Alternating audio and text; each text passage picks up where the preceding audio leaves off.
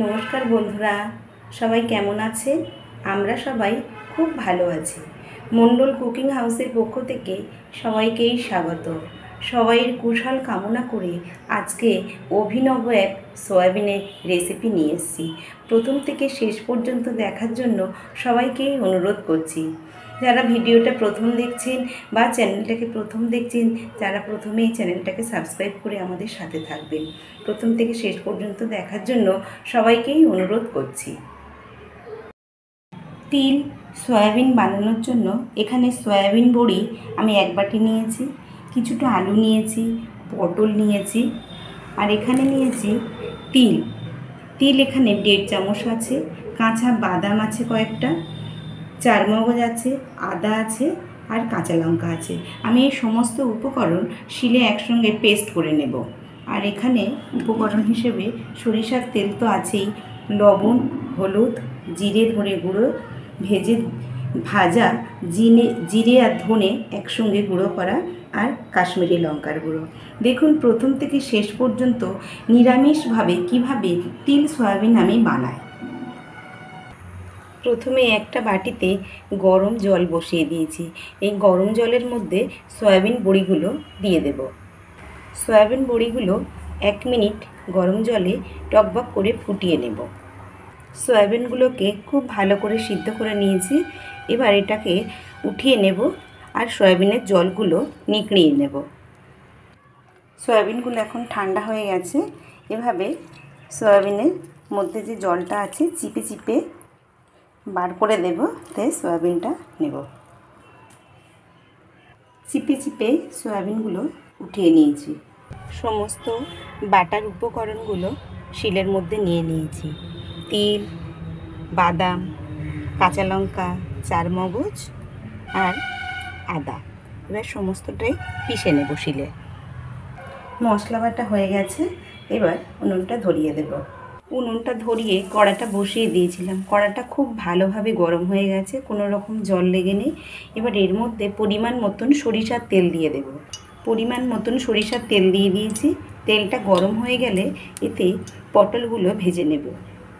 কড়াটা খুব ভালোভাবে, কড়ার তেলটা গরম হয়ে গেছে, ওর থেকে ধোঁয়া ছেড়ে দিয়েছে।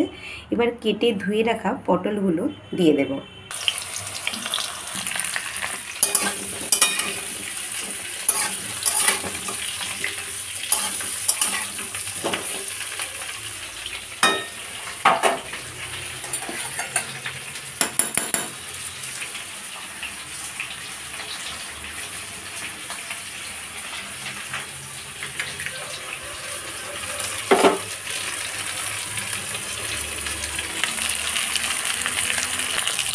পটলের মধ্যে অল্প একটু হলুদ গুঁড়ো দিয়ে দেবো আর অল্প একটু লবণ দিয়ে দেবো।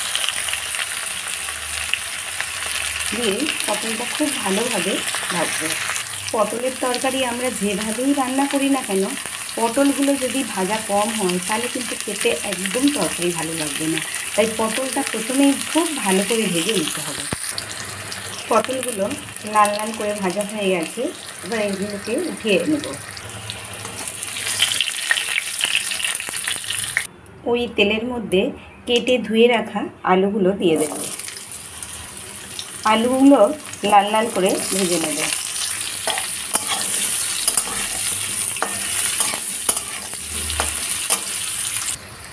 আলুগুলো লাল লাল করে ভাজা হয়ে গেছে। এবার আলুগুলোকে উঠিয়ে নেব। আলুগুলো কিন্তু খুব ভালো টেস্ট হবে, লাল করে ভাজা হয়েছে। কড়ার মধ্যে আর একটু তেল দিয়ে দেব। আর একটু তেল দিয়ে দিলাম। এবার এই তেলের মধ্যেই গোটা জিরে আর শুকনো লঙ্কা ফোড়ন দেব। জিরে আর শুকনো লঙ্কা ফোড়নটা দিয়ে দিলাম।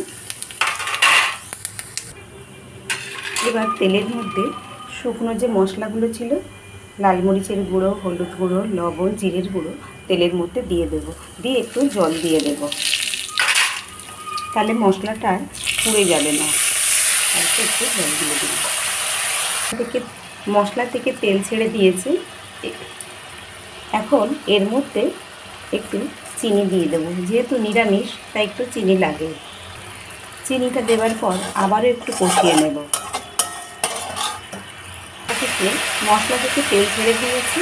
এবার এর মধ্যে ধুয়ে রাখা কারি পাতাগুলো দিয়ে দেবো। এবার এই মশলার মধ্যেই বাটা মশলাটা দিয়ে দেব। বাটা মশলার মধ্যে দেখেছেন দিয়ে বেটেছি আমি তিল, চারমগজ, বাদাম, কাঁচা লঙ্কা, আদা। এটা খুব ভালো করে কষিয়ে নেব তেল ছাড়া পর্যন্ত। যতক্ষণ না তেল ছাড়ে ততক্ষণ আমি এটা কষাবো। দেখতেই পাচ্ছেন মশলা থেকে তেল ছেড়ে দিয়েছি। এবার এর মধ্যে সয়াবিনগুলো দিয়ে দেব। সয়াবিন কিন্তু এখানে আমি ভাজলাম না, সিদ্ধ করে নিয়েছিলাম, নিয়ে জল ঝরিয়ে রেখেছিলাম। এবার সয়াবিনের সঙ্গে এই মশলাটা খুব ভালো করে কষাবো।